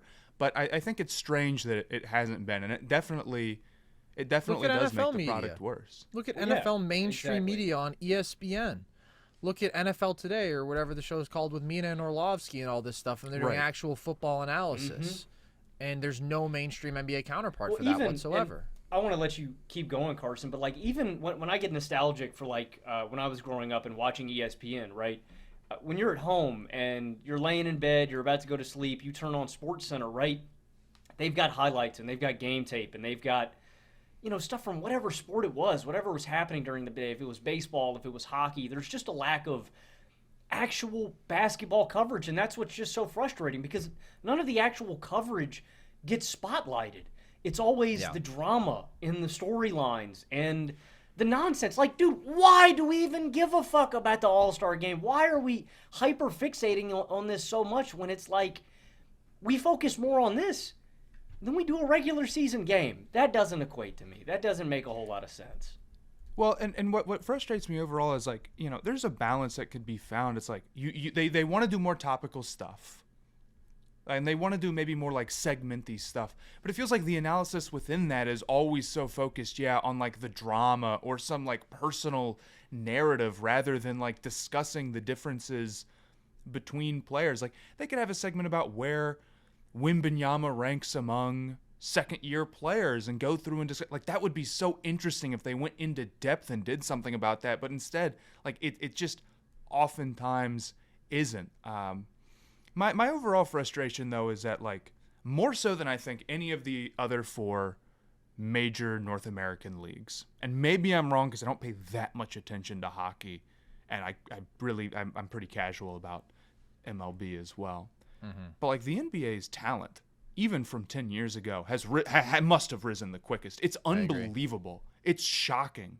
And it's the only league that's discussed as if it's gotten so much worse. And it makes no sense at all. It's like, I don't understand how you can possibly believe that. And I think it's fair to say at that point that then, maybe the media has failed to some extent. Now, I also think there's some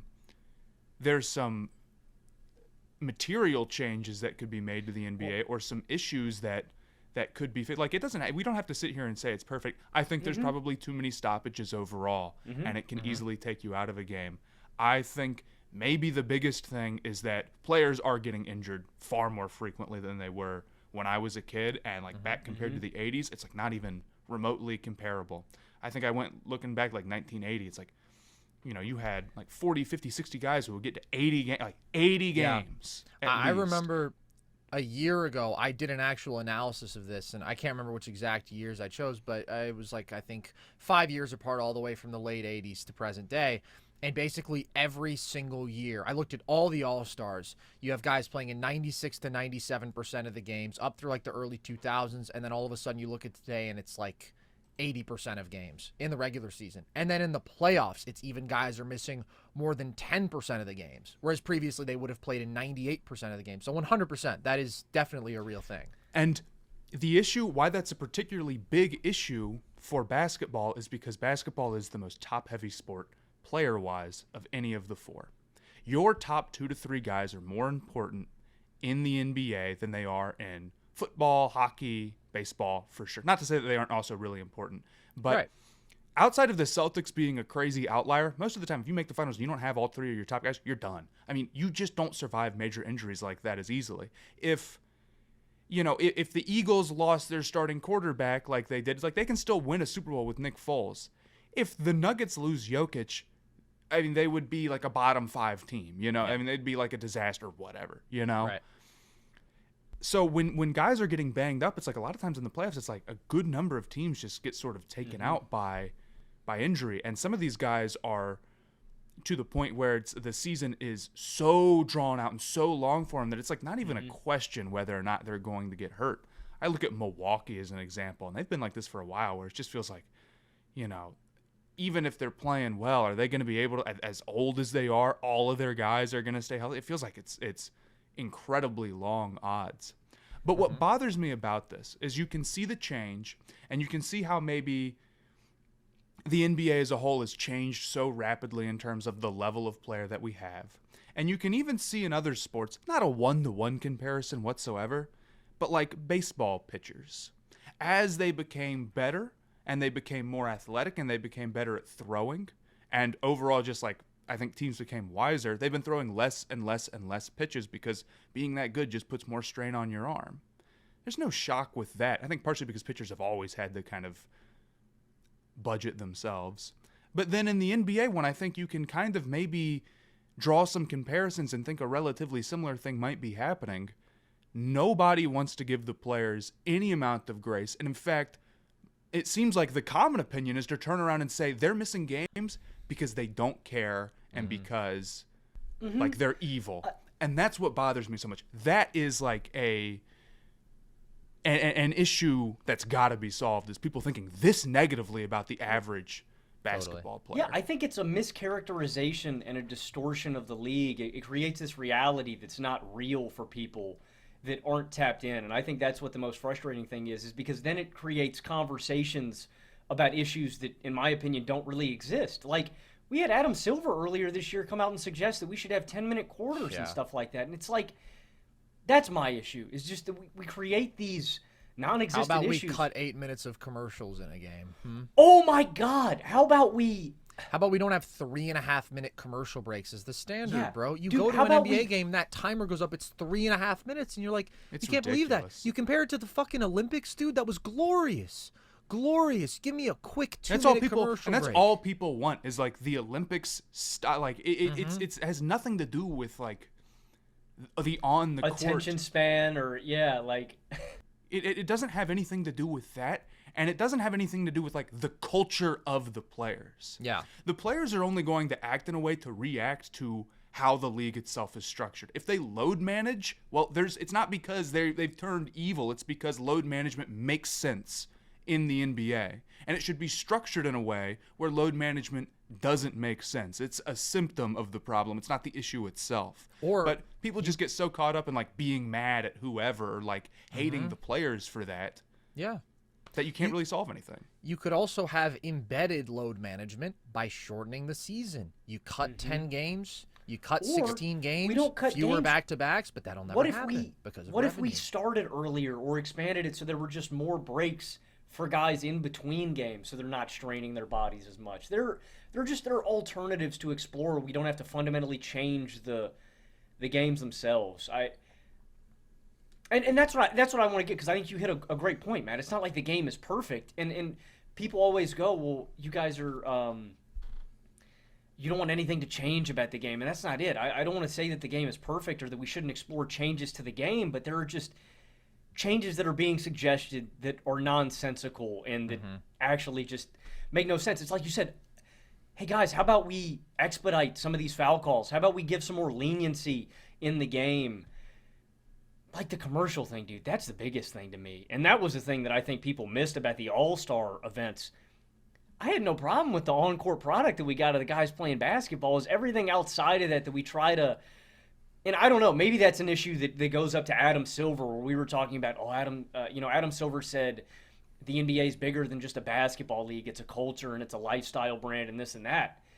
I mean, I don't speak for every fan, but me personally, I just want basketball. That's what I'm here for.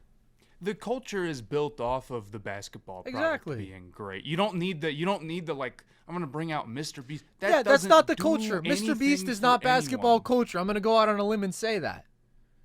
It happens naturally. It comes from the players. He was in Charlotte for 1 year. Thank you very much. With our Beastables. That's right. That's right. Our Beastables logo. But yeah, it's just really frustrating overall. And you know, it's tough to build out the culture when people just hate the players so much right now. I'm not even saying like, oh, people like I'm a Steph fan, so I hate LeBron. I don't even really mean that. That's not what I mean. I mean the players as like a whole. Yeah. And just assuming that like the ways that they're reacting to the game changing has something to do with it. It's dehumanizing. It's dehumanizing for the guys. I totally agree. It's a problem in all sports to some level, but it's particularly bad. It's particularly bad in the NBA. And why is that? It's because of the mainstream NBA media. I truly think they are so responsible for so many of the issues that we have in discourse about the league today, because when they tell you that these guys are soft, when they tell you that these guys have ruined the beautiful game that they left behind, of course that's going to permeate the discourse. People listen to that. They affect millions upon millions of people in the way that they think, and they make it not just okay, but the norm to shit on these players and shit on the culture of this sport. Other sports have like a brotherhood. They have like a mutual respect. They have an appreciation. We have empowered these people in NBA media who are the complete opposite, who have these insecurities and this competitiveness and frankly a lack of interest in actually appreciating or learning about the modern game, and they just seek to disparage it at every opportunity. And the results of that I really do think are catastrophic in terms of the discourse and the perception of the NBA, because perception is reality, man. And I think that I have learned that with the NBA this year as much as through any other example in any other realm in my life. And maybe the clearest example of that to me is the fact that like one of the prevailing narratives about the NBA this year has been everybody plays the same, when literally my favorite part of this NBA season has been the diversity of style. I think it is some of the richest that we have seen ever in this league. You look at all of the really good teams and how they win. There are so many distinct ways. The Thunder have this historic, totally unique, hyper-aggressive, ridiculously fast defense where they can go super small. They have a bunch of lineup versatility. And then they have this god on offense who's carrying them. But it's a defense that we've never seen anything like. You have the Cavs, who are on the cutting edge of pick and roll. They're optimizing that action, and they have these excellent spacing concepts, and they're doing that with two bigs on the floor often. You have the Pacers with their pace and their ball movement that's different than anybody else. You have the Warriors, especially now with Jimmy Butler, where they run this beautiful motion offense, and there's just so much basketball feel and IQ, and it's such a beautiful read and react offense. You have the Grizzlies totally going away from pick and roll, running the fewest pick and rolls per game we've seen from any offense in more than 5 years, and they're succeeding. You have the Rockets winning on the back of their youth and their athleticism and their elite defense and their ability to play with pace. You have the Nuggets, who have their normal, beautiful Jokic-centric offense where they're playing through the post a ton, a lot of handoffs, tons of cutting. But now they have more ball handling. They have more pace. So their offense to me is even more exciting to watch. You have the Celtics, who have just like optimized drive and kick offense in mismatch attacking, and they have shooting everywhere.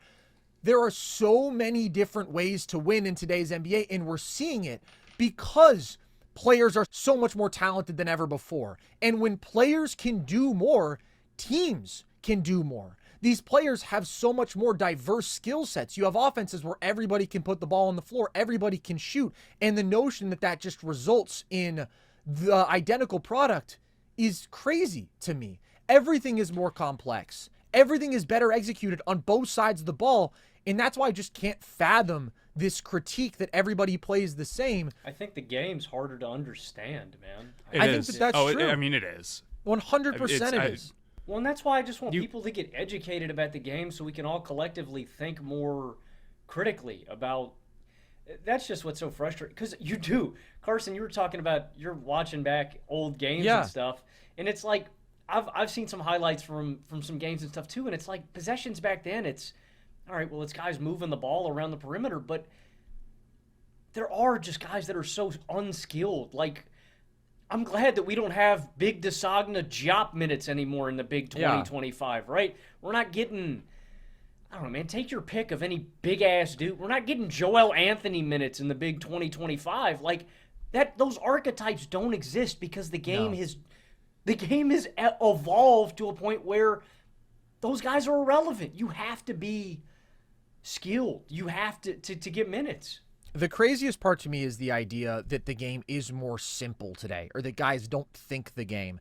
Because I'm working on a YouTube video right now. It's going to be a long one where I watch an NBA game from every decade and talk about the differences and talk about the growth of the game. And it's not to disparage any specific era because I love every era of basketball. But oh my God, dude, you look at a game from 1985 NBA Finals, Celtics, Lakers, right? The two best teams, two of the great dynasties of all time. The level of complexity of offenses today so far surpasses it. So many possessions are entry pass to the post, repost. Oh, well, they can just double the post with impunity because the guy who's one pass away, and they always doubled one pass away. You're never seeing these more complicated doubles where they're forcing you to make a cross-court pass. Well, that guy just can't shoot. Or if he can shoot, he's going to spot up, and instead of taking a 24-foot jumper that's 1.5 times as valuable, he'll take a 20-foot jumper. And people will tell you that that's better for the basketball product, even though there's absolutely no rationale. There's less direction to possessions, I find. Like, more of that, again, just throw it into the post and see what happens, whereas now you have such deliberate offensive approaches of, okay, we are going to mismatch attack. Right? We're going to specifically try to put our strong point against your weak point. You wouldn't believe how much less that happened. And you can say, well, it's because you have more opportunities to do so today because defenses switch so much more. Switching has always been around. It happens more today, but it happens more today because defenders are more versatile. They are more athletic. They can guard more positions. And there also just used to be so much less pick and roll. People talk about pick and roll like it's a bad thing. Pick and roll is an amazing way to embed advantages into your offense, and there's so many different things that you can do, right? There are so many different ways to set up pick and roll. You can run inverted pick and roll. There's awesome playmaking that comes off the short roll. So much great stuff happens with modern offense. There's more complexities defensively now more than ever to counter that. Of course, because there has to be. And there's more ability, there's more skill, there's more athleticism, there's more IQ on the floor. All of these things are true. And by the way, people talk about pick and roll, again, like it's some bad thing. Pick and roll rates haven't increased in the NBA in the last decade. Like there was a pick and roll evolution. And now like teams ran 34 pick and rolls a decade ago per game. They run 35 pick and rolls per game now. That hasn't changed. It's not like the game is just like becoming some sort of mathematically optimized, robotic, boring outcome. It's not the case at all. Teams play in different ways. Teams win in different ways. They have such a variety of personnel that enables them to be so different. You think about some of the individual talents we have in the league today, and they're just freakish beyond any historical comparison, and people want to disparage that. And they want to act like today's game is boring and monotonous, and everybody looks the same, and it could not possibly be further from the truth. Here's what doesn't make sense to me. The NBA has become more complicated and harder to follow than it was 40 years ago. But you know what else is complicated and hard to follow? Like football. Way more so. Football is so much to the point where they can't even like get all of the players on the screen at one time. Football's the most. Yet it doesn't suffer from this problem exactly at all. No. And I don't think it's like some like the casual fan just understands football on some deeper level than they do basketball. I still think basketball is easier to it may be exclusive from the fact that there's half as many guys. And it's you can see all of them. And not every single play necessarily is like a super complex designed attack. It's more of a fluid read and react game. Like, yeah, there are beautiful designed actions, but also sometimes it's just, okay, I like my matchup, or we're in transition, right? We're just going to run the floor and we have a 3-on-2. Like, that never happens in football. Every single football play is an intricate, I have this plan, you have a counter to that plan, now I have a counter to your counter, we're checking pre-snap what you're doing.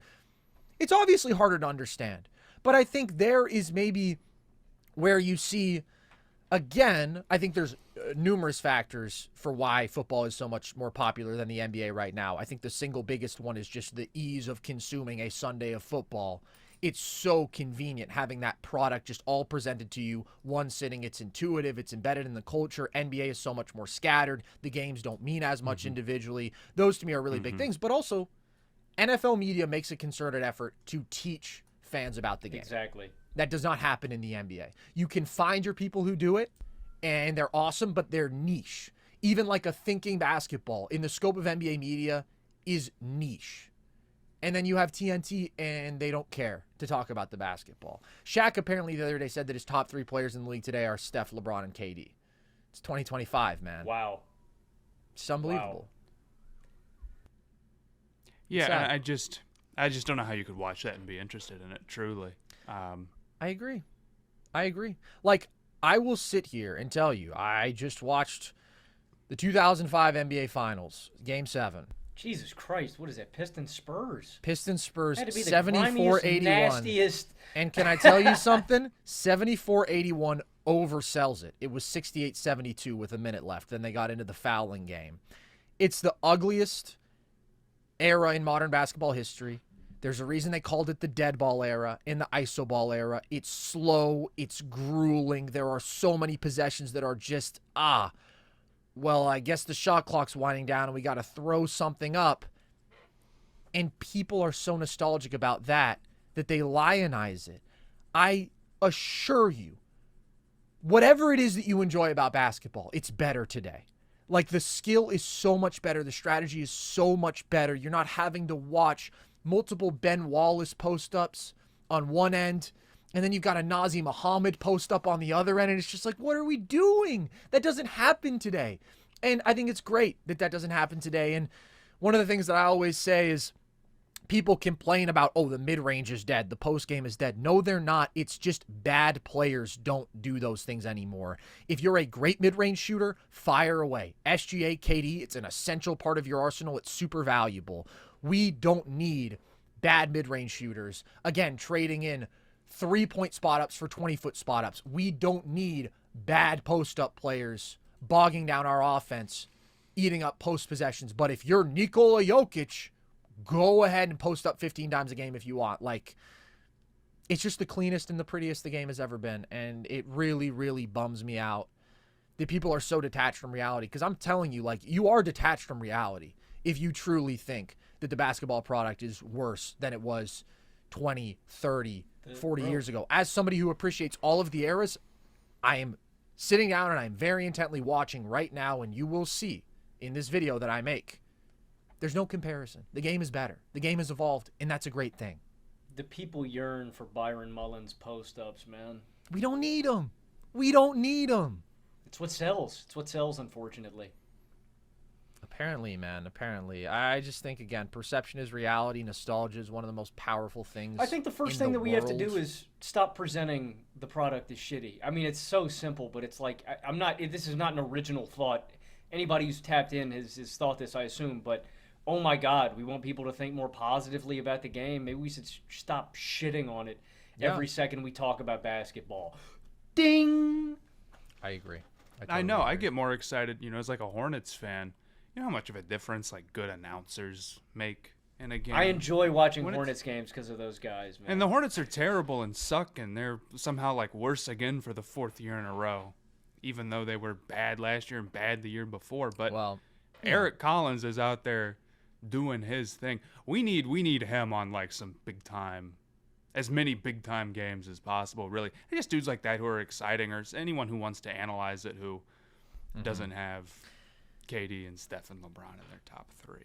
Yeah, local broadcasts are a funny thing because obviously I watch a lot of local broadcasts just because there's not many national TV games, and like oftentimes you'll find they're certainly biased and they probably don't have the best actual knowledge of the other team, and sometimes they'll say things that are just completely inaccurate about the other team. But they tend to love the game, and they tend to be passionate about the team that they're covering at least, and maybe they say, we did this, which is like, okay, obviously you're rooting for whoever. The Cavs broadcast team is one that comes to mind because they do a lot of we. The Rockets are another one. But, like, that's so much better than not I'll take that all day. If you tune into the enemy's broadcast and they're talking through their perspective, that's perfectly fine because as a Hornets fan, I want to hear the Hornets announcers talk about the Hornets. And it's just so much more interesting when you can hear them talk about, like, here's what Brandon Miller has been doing over the last, 5 games. It's like, and that type of stuff where, they've seen every play that he's played. I do think on some level, it is really difficult to be a national broadcaster for it's a lot of work. It takes a lot of talent to be that good on TV. And then on top of that, to do the research you need to talk about all 30 teams, and they're all playing, 80-plus games. It'd be like, an 80-hour, 100-hour, it'd be ridiculously tough job. But at the same time, you prep for the game you're doing. There's no surprises. You know what game you're doing next Thursday. Exactly. NFL commentators lock the fuck in. They grind film on those two teams for the week, and they come in legitimately prepared. And the NBA doesn't have that culture in terms of broadcasting. Who was talking about hiring Gilbert Arenas? Oh, NBC. NBC. It's like, for what? You look at that, that's a former player where it's just total hateful. He's a hater. Yeah. He's a hater. Compare that to the NFL, also, who it's like Greg Olson comes in and he's awesome. Tony Romo was really good. Yeah. Well, and that's what I don't get too, dude, is there's also I don't like people that just because a player said something they automatically attach to it and they think it's reality. I also don't like giving credibility to some guys just because they played. And I don't mean that to disparage anything that they did in their basketball career. Yeah. Why do I fucking care what Ryan Hollins has to say? He sucked. Why do I care what Kendrick Perkins has to say? He's a moron. Why do I care? Gilbert Arenas is my favorite basketball player ever. Yeah. He made me fall in love with the game because he was a wizard and the only damn good wizard when I was a kid. He's an idiot. If you don't care enough to appreciate and watch and genuinely analyze the game, it does not matter what ability you were gifted with. Shaq is one of the 10 greatest players to ever play and one of the worst basketball analysts I've ever had the displeasure of listening to. There's just not that much of a correlation. Now, of course, if you do come at it from a genuine place, think about what JJ Redick was doing. A guy who also played in the much more modern NBA and is somebody who is very much a schematic sort of guy. He's very interested in the intricacies of basketball. He can offer A-plus analysis because he does have unique insight. But there are so many guys who just come at it from the position of, oh, I played. And it's like, well, you played in a totally different league and you clearly don't watch the current league. So I don't care. Your opinion doesn't mean anything. 100p. All right. Well, on that note, I say we wrap this thing up. It's a bummer that NBA media is in such a dark place in terms of the mainstream, but like you said, Matthew, as is the case with everything. Only in terms of really the mainstreams. I truly think. To put a bow on it, though, that's what's frustrating, though, I think, is that there's clearly a market for it, and I think that in the mainstream, it's really untapped, and I think that if they really tried it, I think it would be successful, and I think they would have an audience for it. And it's just frustrating that they don't try. I just want to see them make an effort for it. I agree completely. But, there's lots of good niche stuff out there. There's this pod NerdSesh. Those guys know their stuff. I love those guys. There's this pod Stay Hot. They don't even talk about the NBA, really, but they do talk about the NFL, and it's good.